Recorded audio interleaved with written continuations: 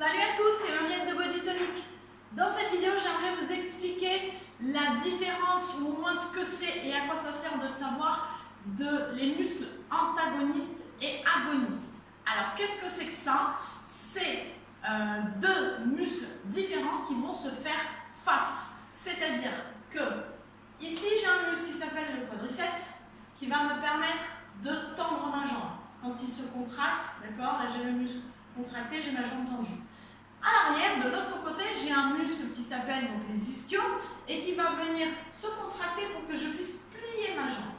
Donc ce sont les muscles agonistes et antagonistes, si vous voulez. C'est l'idée de savoir que vous avez toujours un muscle d'un côté et un muscle de l'autre, un qui permet de tendre, un qui permet de plier. Pourquoi je vous explique ça? Eh bien parce que très souvent, vous travaillez les mêmes muscles et surtout vous travaillez devant pour le côté esthétique et vous oubliez de travailler derrière. Qu'est-ce qui se passe quand vous faites ça? C'est que vous créez des déséquilibres. Par exemple, si vous faites toujours que des pompes, vous allez travailler et développer votre poitrine. Si vous ne faites pas des tractions pour venir travailler derrière dans les trapèzes, vous allez vous retrouver avec une petite voûte ici, d'accord, qui au début n'est pas très grave, mais à force va créer des déséquilibres et surtout va créer un étirement dans les trapèzes qui va vous faire mal au dos. Donc toujours travailler les deux. De la même manière, dans les abdos, vous travaillez souvent vos abdos parce que vous voulez avoir les tablettes de chocolat pour l'été, tout ça, et vous oubliez de travailler votre dos. Encore une fois, vous faites donc un déséquilibre dans votre posture parce que vous travaillez toujours devant et pas derrière. Encore un exemple, sur les cuisses, vous faites des squats parce que c'est un exercice assez courant, d'accord, et vous ne pensez pas à faire des fentes. Les squats vont venir solliciter vos quadriceps. Il faut absolument que vous fassiez des fentes pour venir solliciter vos ischios.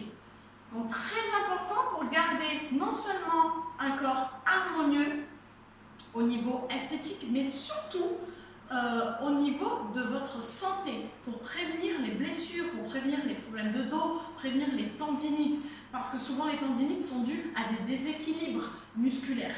Donc ça c'est hyper important. Si vous faites donc votre musculation ou vos programmes d'exercice à la maison, pensez-y à être toujours équitable entre les muscles agonistes et les muscles antagonistes. C'est super important. Si vous n'êtes pas sûr de ce que vous faites et que vous avez besoin de conseils ou que vous voulez un programme, sachez que Bodytonic peut vous faire ça aussi. Je propose donc des programmes de renforcement pour les gens qui veulent travailler à la maison.